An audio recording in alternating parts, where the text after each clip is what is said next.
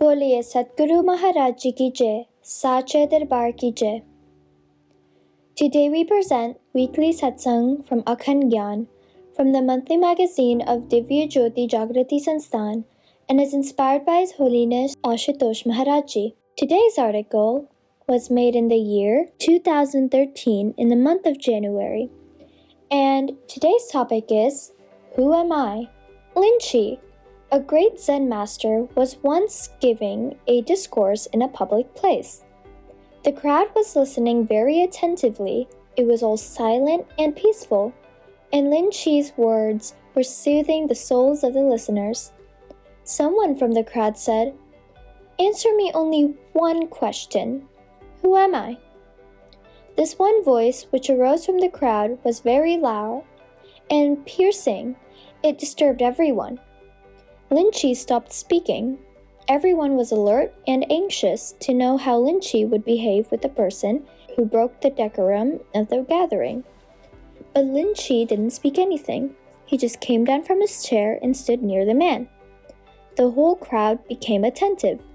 They just held their breath, because it was not a usual thing that Shri would rise from his chair and would walk down to the person who had asked the question. He could have answered the question from his place. There was no need to go to the person himself. The man who had asked the question, too, got afraid.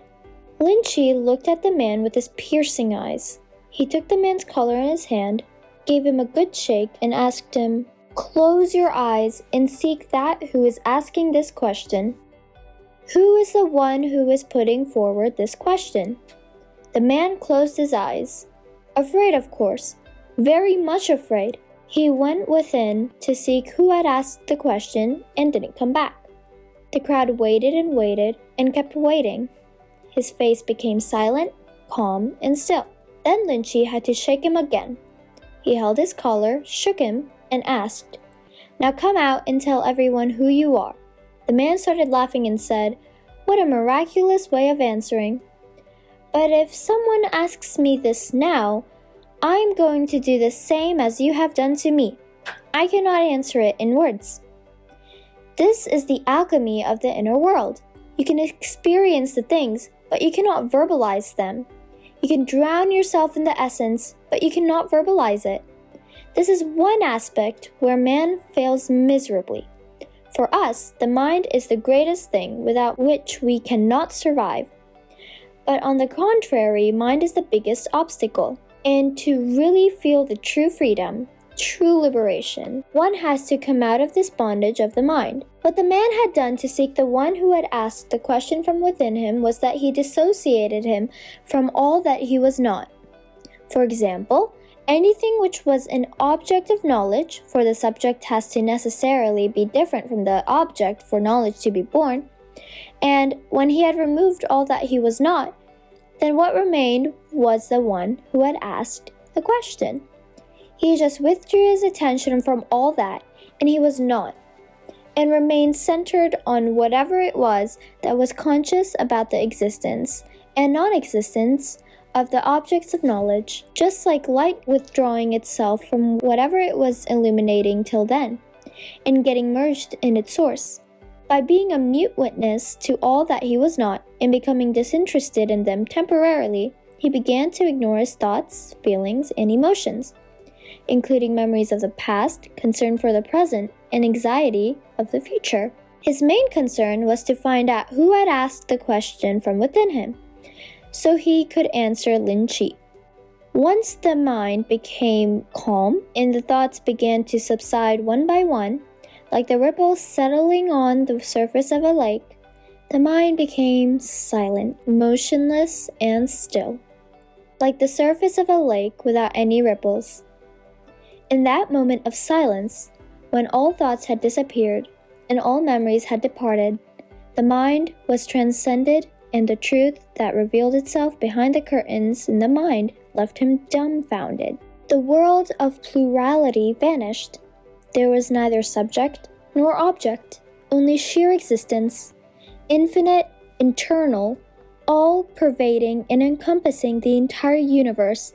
It was the single causeless cause from which the myriad forms were manifested and contained and finally dissolved at the end of a universal cycle.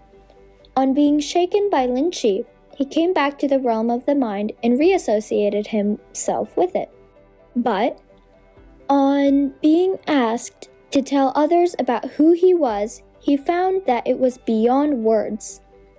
Transcending the mind to know who we are is meditation. Now, don't you agree that it was a simple case of mistaken identity and all along we were looking for the right thing? Bliss, peace, and happiness. But in the wrong place? That is why Jesus said, "The truth shall free you." A shepherd was to guide the strayed flock back home. A fish, when caught in the fisherman's net and carried to the shore, flaps and flounders on the dry land. It struggles desperately to return to the water, which is its real abode. Similarly, man's real home is the intelligent, creative, eternal, infinite witness, which is aware and conscious about its existence, and which in turn is of the nature of pure, unconditioned bliss. Meditation is the bridge which connects man with his true self, God. Buffeted by the tensions and anxieties, temptations and frustrations of the world around him, and at the same time finding only a great emptiness within, a man today is in the midst of a crisis. He is unable to determine what the lasting values of life are. What he really seeks, perhaps without knowing it, is freedom, joy, happiness, and peace with it. How can he achieve that? Meditation is the only answer. It is being realized by modern psychologists as well. Better late than never. Meditation should form a part and parcel of the daily routine of everyone in order to provide a counterbalance to the intensely active life that everyone is involved in today. Meditation calms the mind, brings self-composure, and enables one to concentrate one's mental powers. This is a great blessing on humanity that such a life is possible thanks to the spiritual scientists of ancient India, who wrote their findings thousands of years ago with their ego dissolved to such an extent that they cared not to sign their scriptures, not to miss out on the fact that it was very much possible even today to learn the true art of meditation from the true spiritual master of the present times. To read more such articles, please subscribe to our monthly magazine of Akhand Gyan, available in 3 languages: Hindi, English, and Punjabi. You can subscribe to the magazine by clicking on the link mentioned in the description.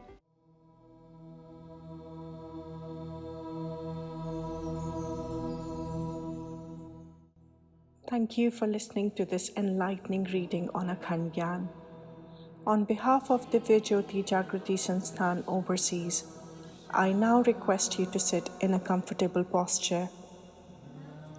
Close your eyes and concentrate on your breath. Inhale with a long and deep breath in, and exhale with a long and deep breath out. As you concentrate on the coming and going of your breath, please take these invaluable moments of peace to contemplate on the importance of the message that you just heard and how this lesson can be applied to your life today.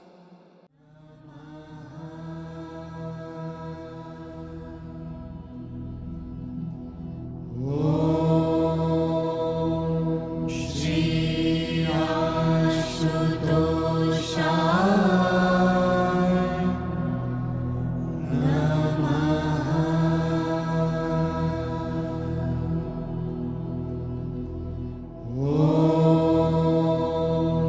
Shri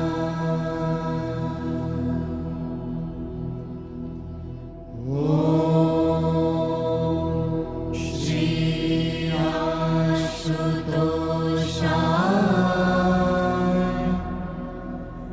Namaha.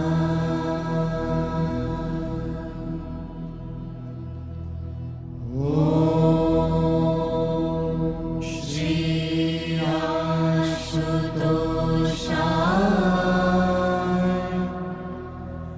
Namaha.